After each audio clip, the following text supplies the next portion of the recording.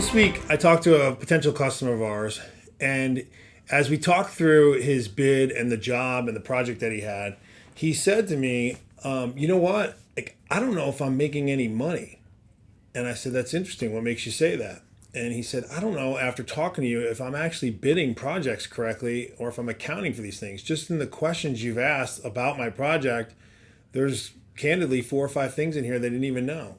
And so I said, "Well, talk to me a little bit about that." I'm going to get into some bidding mistakes that we see most of our customers in, and I'll come back and I'll tell you the rest of that story in a second. But the number one bidding mistake that customers or clients of ours that we have found in the process of talking to them is really simple. The main issue is just awareness of costs on a project, but also most importantly, overall costs in the business. Because no matter what happens on a project and no matter how well you bid it, if you have a business, your business has costs too. Things like overhead.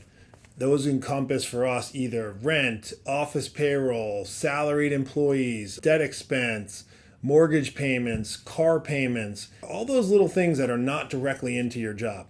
When you look at a project and someone gives you a set of plans, you know what your labor cost is going to be, how many guys, gals you're going to put on the job, is there going to be a project manager, what materials do I have, equipment rentals, etc. What you don't realize is, okay, what portion of my total car payments that I spend on my business that I'm already committed to need to go on that job?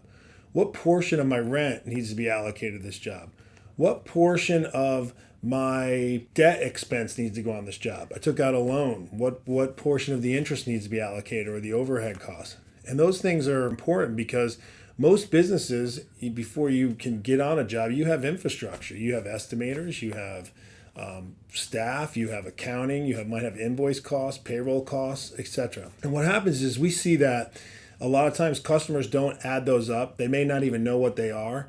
And they go with something called a markup versus a margin. And you may take all those costs that are associated with that job and you say, I want to mark it up X%, and that's going to be my bid. The negative problem is that if you don't know exactly what your total overall overhead costs are, when you deduct those overhead costs by the time you earn your revenue and it comes into your account, you may find yourself with a net negative cash flow into your business, or actually a negative profit on the job itself. Why does that matter? Well, if you impact your overall profitability, that's a negative.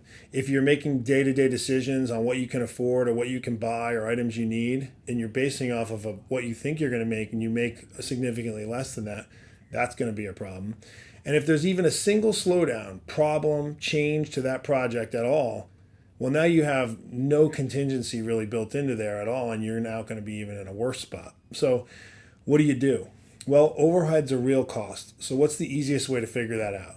Simplest way to do it, and you can get really complex, but I'm just going to give you the basics. Take what your total rent is for the year, or your staff, rent, equipment, insurance payments, your total costs that are associated to car payments or other debts you have.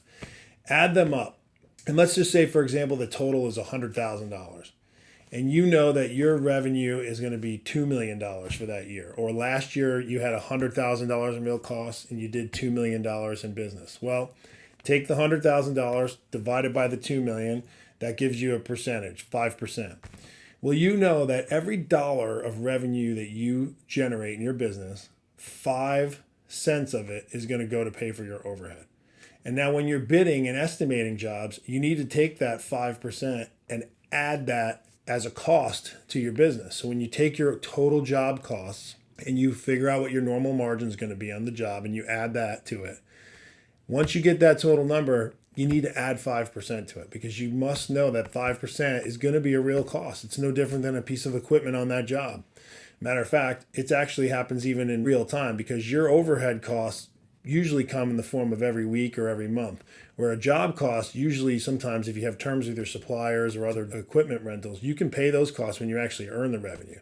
So your overhead's important to add back in. So let's walk through an example for that. Let's say your bid on a job is $100,000 and you have $80,000 worth of job-related expenses, labor, materials, equipment rentals, etc. And you want to make $20,000 on that job, so you bid $100,000. Well, in this case, you're just going to add 5%, simple math, and you turn the estimate as $105,000. And that's your bid. That's the estimate. That's what it should be for you to have a net margin of the $20,000 that you want to make. So how else can this hurt you? Well, let's think about it like this. Let's say you're working on that job and you have a 15% margin and there's 10% retainage on the job. So you're thinking, okay, I'm gonna make 15%, but 10% of it's in retainage. So you have about 5% of net cash flow to work with on the job. Well, if you didn't allocate 5% to overhead, what you really have is 0% net cash flow for that particular project. And think about it. This is construction or manufacturing or just any business. You're going to have problems. You might have unestimated costs. You may have any type of issue that might come up. And so if you have a zero net cash flow on that project, you're going to need money from some other project to come onto that project in order for you to even be able to pay your general overhead or any other items. So now you're putting yourself in a real bad situation where you have to rely completely on retainage, not only for your profit, but also for positive cash flow to spend your business. And we all know that waiting on retainage is a year-long problem, and it's going to take a long time in order to get that back, or it's unreasonable to count on retainage for your monthly cash flow. I know I said I was going to give you only one most common mistake, but I'm going to actually give you a bonus. Please don't bid jobs just to have revenue coming into your business, particularly at the expense of making it unprofitable. You should never do anything that you can't turn a profit, and you really shouldn't do anything that you can't be net positive cash flow. So what that means in this world or this context is if you don't have enough margin over the retainage amount, you do not want to do that job. It just is too risky. It puts yourself in a tough situation. And I know you want to typically, what we hear from our customers is they want to have the work and bid the work and have work, even if it's unprofitable, so they can keep their guys and keep their crew. And all that stuff's important. But it's not important if all you're doing is pushing the can down the road and what really is going to show up is a bigger problem on a project. And now you just have that same problem anyway. So don't do unprofitable work. Try to be a little bit more disciplined with how you're going to allocate your overhead. And I think you'll find yourself being a little bit more safe, more profitable, and enjoying the project and the fruits of your labor a lot more. So let me get back to the example of what happened with that customer. He told me that he said, I think I'm negative. I don't think I'm making any money on these jobs, and I think I'm bidding them totally wrong. I said, well, okay, let's walk through it. And we went through the same exercise that I just explained here on this call. And what we found out is that he thought he was making a 22% margin on the project. Typically has 10% retainage. Well, this particular gentleman had 2 different offices, 50-person labor force, all direct employees. So between the workers' comp, insurance, the 2 offices, a fleet of vehicles, 4 or 5 office personnel, all salaried, not related to the project, and the salary he was taking for himself, he actually had about an 11% overhead allocation on his business.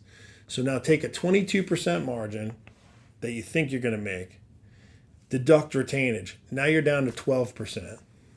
And now you deduct overhead, which is 11%. And he's working off of a 1% net cash flow margin and wondering why month to month he doesn't feel like he's making any money. And one of the comments he said was, Scott, I feel like I've watched this business grow from 1 million to 3 million, 3 million to 5 million, and now they're doing about $6 million a year. He said, I'm working for the same paycheck that I had before, and so a lot of times I'm holding my paycheck even with this, as I'm a $6 million business, as I did when I was a $1 million business.